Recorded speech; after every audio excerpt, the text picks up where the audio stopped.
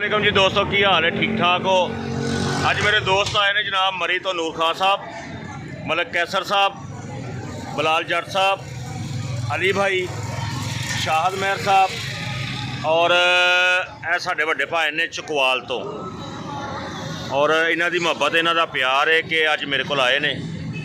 और सियाने कहते हैं कि जिहदे यार प्यार करने वाले होण ना, वो भी क्या बात है, ਉਹਦੇ ਨਾਲ ਦਾ ਬੰਦਾ ਕੋਈ ਨਹੀਂ ਦੁਨੀਆ ਤੇ ਹਰੇ ਉਹ ਕਿੰਨਾ ਦੇ ਯਾਰ ਨੇ ਜਿਹੜੇ ਪਿਆਰ ਕਰਨ ਵਾਲੇ ਨੇ।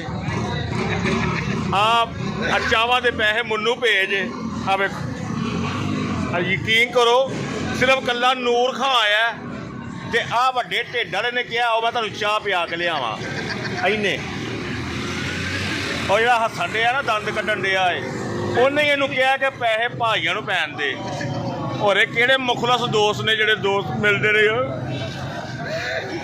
नूर खां, हाँ जी, ओए गुजराने चाहिए इत्थे की मज़ा आया ही?